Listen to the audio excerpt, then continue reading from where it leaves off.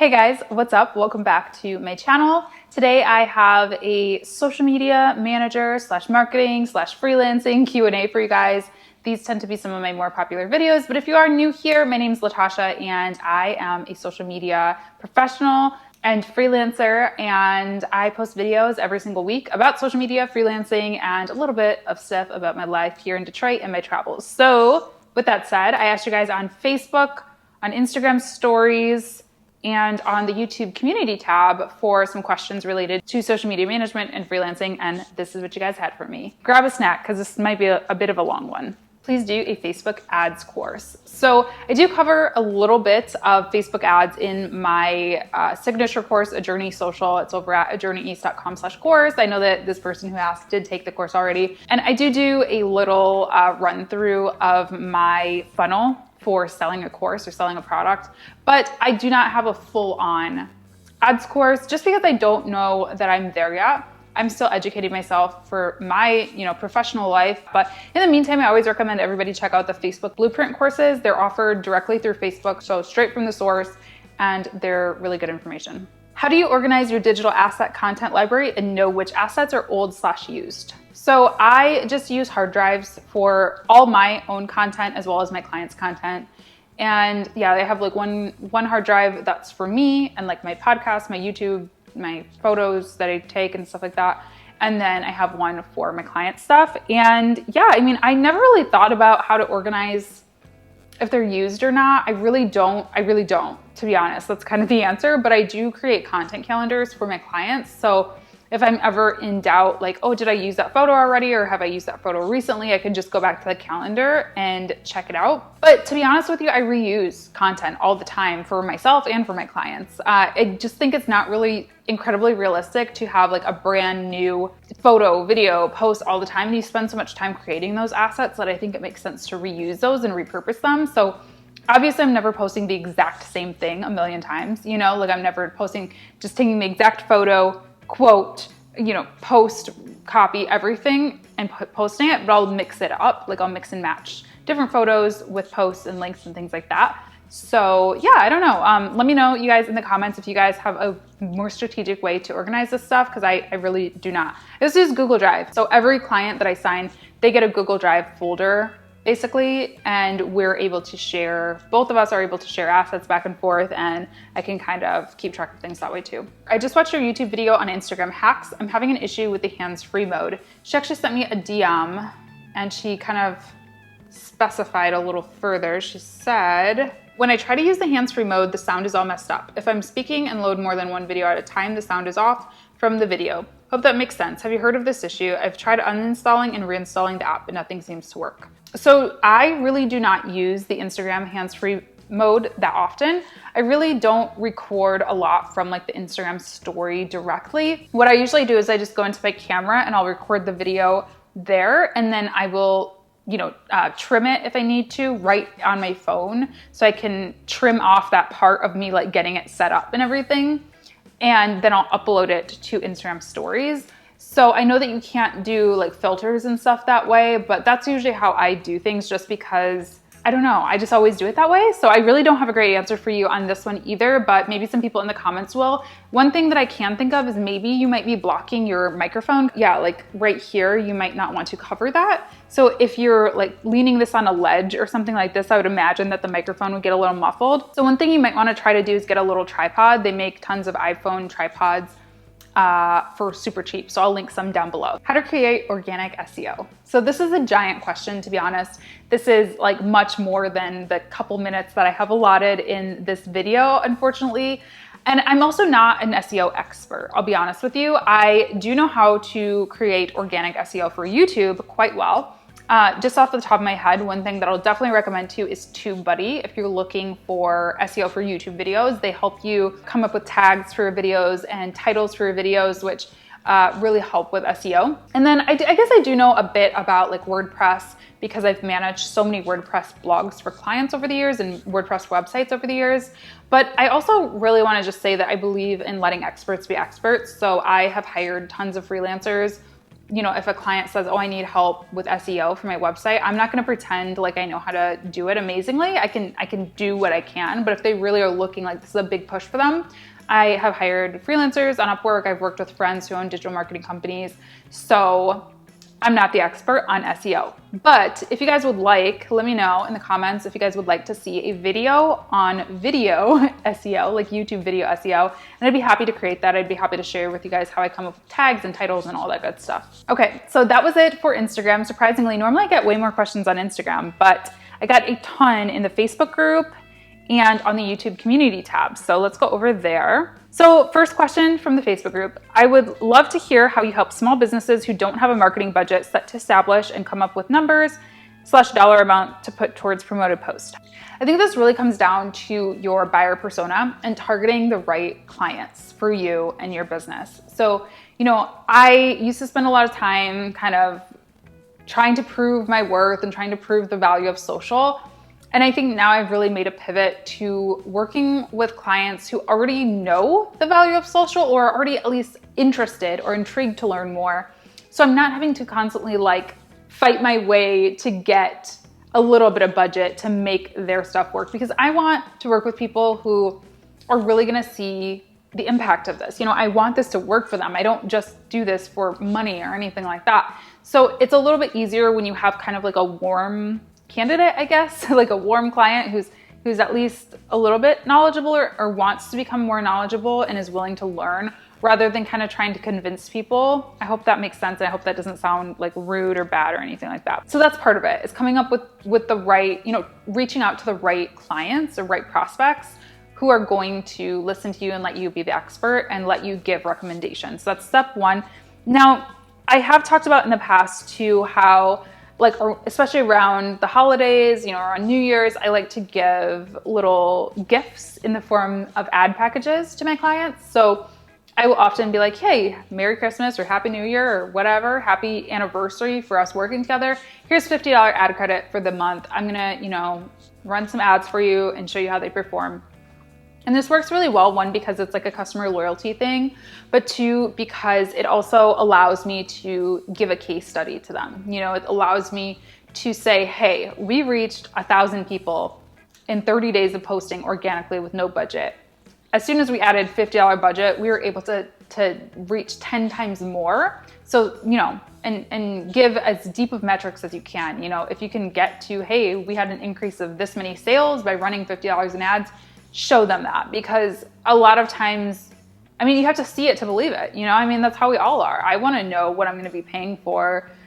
Nobody wants to just throw $50 or, I'm just using that as an example. Nobody wants to throw money at the wall. So as much as you can spell it out, also case studies just in general of things that you've done that work well.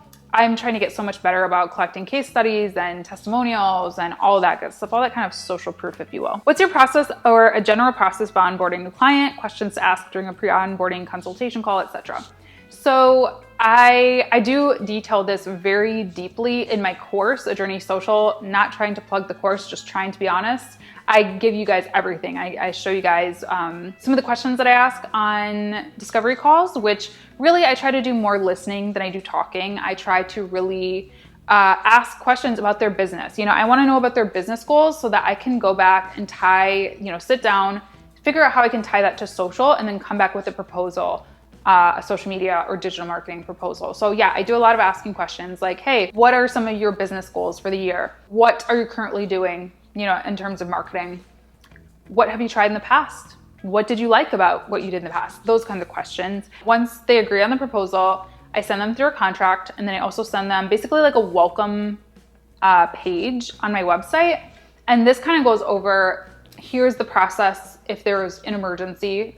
Here's the process if you just need to reach out to me or you have a request for something. Here's how many times a month we're gonna meet. Here is how to reach me if I'm gone on vacation, or here's what the process is gonna be, because I always implement like a temporary account manager, somebody who can watch my accounts while I'm out of town or traveling, if I'm gonna be truly unavailable. Things like that. Like I give them all those kind of like just business operational type things. And then I also do a client survey, an onboarding survey, which asks like just more in-depth questions about their business goals, about what their social channels are, where I can find them, maybe some inspiration, some things that they like, that kind of stuff. So anyway, I do share all of that in detail in the course, but that's kind of a high level overview. Obviously, depending on the size of clients / projects, roughly how many clients do you think we can take on if we're doing everything ourselves as a freelancer before we need to hire / outsource? So exactly what you said, this really is going to vary so much. I can't give you like one hard number, but just on average, just on working, having worked with many small businesses and freelancers, I would say a lot of people wait too long to outsource or to get some help. There's another question in this Q&A, I think, about outsourcing, which I'm going to continue the conversation over there, but I think you don't want to let the day-to-day mundane things get in the way of you doing the things that only you're able to do, if that makes sense. And I think a lot of times we get so caught up in wanting to bootstrap and do things ourselves when really hiring somebody for 5 hours a week can be such a big help for a business. It doesn't have to be a big scary thing. So I think, just like off my personal experience, I was taking 2 clients and working my full-time job when I started outsourcing. So really not very many. I mean, I had one client, which was a lot of work. It was kind of a big client. And then I took on a second client that was a little bit smaller. And then, like I said, I was working my full-time job, and I hired somebody. I hired an assistant who basically just helped me with like emails and scheduling social posts, like nothing too crazy. But honestly, having just little things like that helped me so much. Which services would you outsource first? Content creation, creating, scheduling posts, web design, etc. I talked about this in my last video, which is about kind of like onboarding an assistant or, freelancer, intern, whatever. I make a chart, I make a list, things I love to do, things I hate to do, things I don't have time to do, and I figure out where somebody could fit in. It's going to be different for everybody. The first person that I outsourced, or the first help that I hired, was accounting and taxes and stuff like that. That's just something I don't want to do on my own. After that, it was an assistant. It was somebody to just help me with emails and things like that. And this is something that in my recent podcast interview with Jess Dante from Love in London, she created the YouTube channel Love in London, and she's done some really amazing things with her business. I did a podcast interview with her recently, and I asked her this exact question pretty much. And, I said, when were you ready to outsource? And she pretty much said, and this is not a direct quote, but she pretty much said, it was when I realized I was spending so much time in the day-to-day of my business that I wasn't able to do the things that only I was able to do. She's the face of the business. She has to be on camera. She needs to be doing more creative things and big thinking. And when she's spending her whole day answering emails, that's not the best use of her time. Similar concept there, if you're spending your entire day answering emails, when that's something that kind of anyone can do, obviously with the right training and knowledge, and I'm not saying that virtual assistants or assistants are not talented and important. They are, and they're better. An assistant is better at answering emails than I am, right? Because I'll let them sit forever and I'll forget to send attachments. You need the right people in the right places. So it really just depends. If you're an amazing assistant type person, you're great at answering emails and doing stuff like that, then maybe you keep that. But for most of us, I would say we're better at the more creative things or working with the clients directly or things like that. So when you find yourself weighed down by doing the day-to-day business stuff, I would say that's what you should probably outsource. And also the things that are so high skilled that you don't have the skills for, like web design. Again, if you don't know how to design a website, or you feel like it's taking you 100 hours to build a website when a designer could do it in half that or a quarter of that, just sometimes it's easier to just suck it up and let them do it for you. So really depends on a lot of variables there, but just hopefully that was some food for thought. How do you go about outsourcing work, but also protect your own client base from potentially being taken from you? So this is such an interesting one because I really never thought about this or even considered this until recently. I had a coaching client ask me a similar thing, and it's actually a good point. I never thought about it, but it is a good point, I guess. I think it comes down to a few things. I think it comes down to trust, hiring the right people. And I think it comes down to treating people fairly. I mean, if you're getting work from somebody and you feel like they're paying you fairly, they're treating you fairly, they're grateful for your help, I don't know. I personally don't think, oh man, now I'm going to snatch that client from under them. I have built up a network of fellow freelancers and People who subcontract me all the time. They're like, hey, I'm not an expert at social. My client needs help with that. Let me ask Latasha to come talk to them for a bit. I would never be like, you know what? I'm going to take their entire client. Like, I don't know. I look at it as an opportunity. I'm grateful to them. And that's not a thought in my mind. So I think that that's part of it. But I also think there are ways, I understand that not everybody is ethical or whatever. Not everybody thinks the same way as we do. So there are a couple of things that maybe you could do to kind of protect yourself, at least in the beginning, until you build up that trust. So when I first started freelancing, I actually worked for a digital agency as basically their social media copywriter. So I wasn't actually doing the engagement and posting or creating posts, but I was writing all of the posts, and I was also writing blog posts. But the thing is, I didn't know who my clients were or who the clients were of the agency. So I was writing senior living blogs and senior living posts basically. So I knew it was for a senior living like home or company, but I didn't know, like they would give me, hey, here's the audience, here's some of the talking points, here's some of the data, whatever, now write the post. Like I didn't know exactly who they were. And then like thinking about it now, I'm like, that's probably why they were doing that, because they didn't want me to do that. But yeah, I would just write general like stats or general posts about why you should get your, loved ones to go into a senior living home when they need to or whatever. Like, I don't know. This is such a weird thing. Like, I still can't believe I used to like write about that stuff, but that used to be my job for a long time. Like, I think at a certain point they're like, okay, cool. You've basically like proven yourself. Like, you know how to do this. So we're going to give you the keys. And then they let me into the Hootsuite account. But it did take a while before they do that. So I don't know if that was the reason they were doing that, but that's one option for you, is maybe you could just keep it general. How do you get over the fear of charging your worth and asking for payment before doing the work for the client? Money is just such an awkward topic, right? Like it's still awkward for me. Like, I just don't like doing that part. When it gets to the part of talking about payment, I'm just like, okay, this is where I kind of start to check out. But I think as more routine as you can make it, the better. I just have like basically my scripts and my set process for every stage, of my client relationships. So it's like nothing to me now. I pretty much know exactly what I'm going to say. I try to be like really descriptive about what the process is going to be like. So, when I send my proposal through on the last slide where I talk about the investment, I say even, the investment is however many dollars per month, billed at the beginning of the month or billed at the onset of the contract or whatever the messaging is there. Then when they agree, they say, okay, cool, send me over the contract. Then I say, okay, great, I'll be sending you over the contract. You'll get that in a few minutes.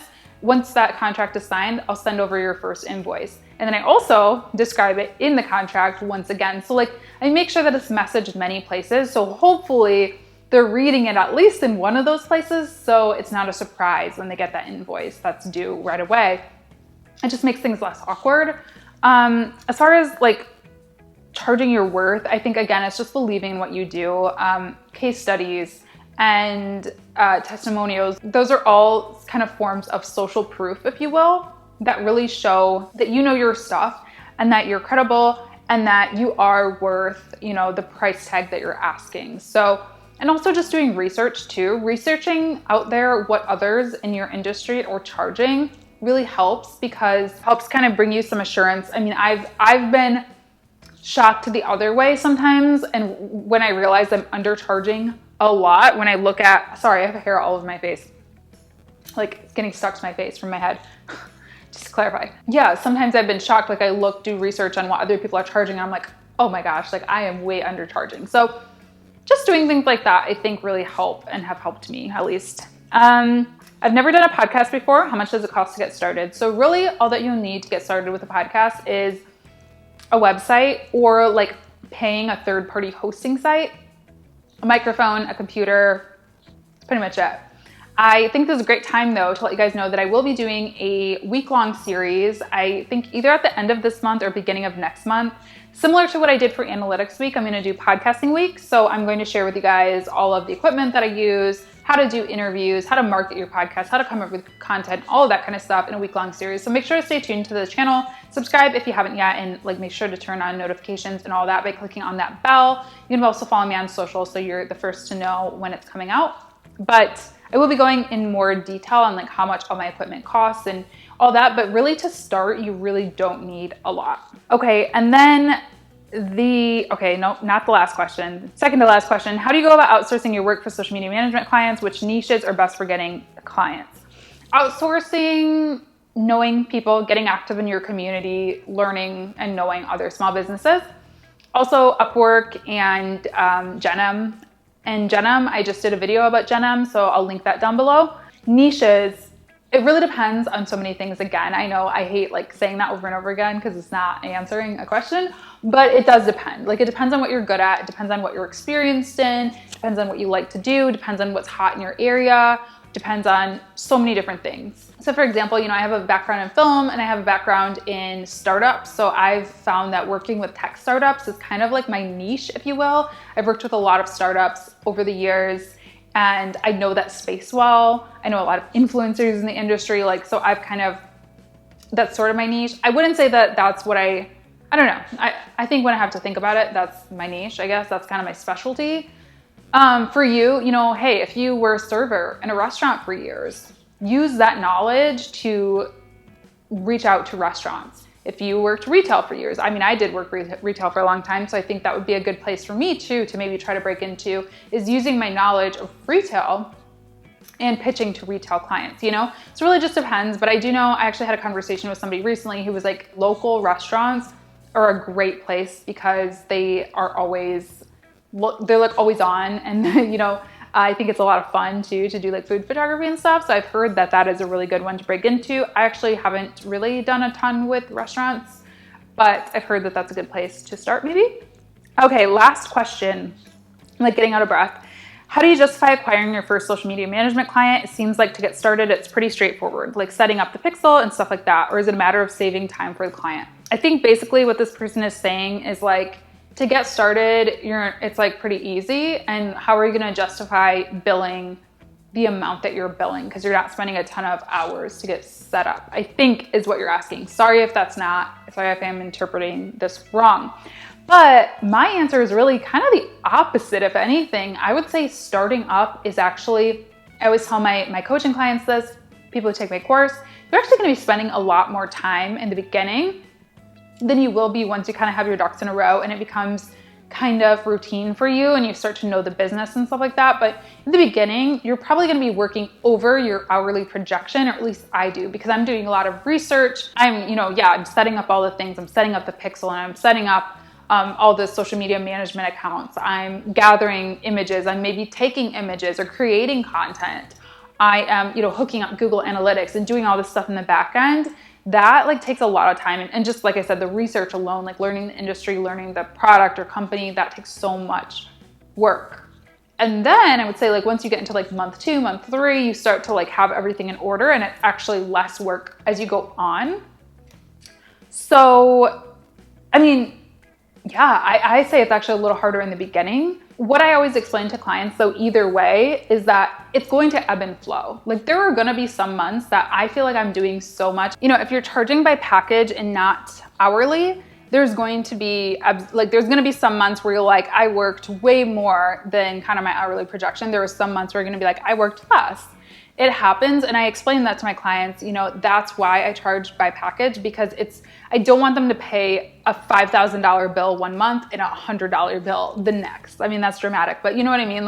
I want it to be consistent for them, and I want to be able to be available if something comes up. I want to be available for them either way and not be like, oh, sorry, I already went over my hours. I can't work for you anymore, So there's ebbs and flows, and that's one of the challenges about doing something like this, especially as a freelancer, because it's not like a job where you can say, hey, boss, I need help, or can we hire someone else, or whatever, I'm overwhelmed. So that is one of the challenges, I'll be honest, and it's just kind of a part of the job. Okay, so that's it. That's it for this Q&A. I'm out of breath, so I hope that you guys enjoyed it. Be sure to thumbs up the video if it was helpful for you. Comment down below. Let me know, what you thought of the video, and if you guys have any suggestions for future videos, I'd love to hear those as well. And I'll talk to you guys very soon in my next video. Bye.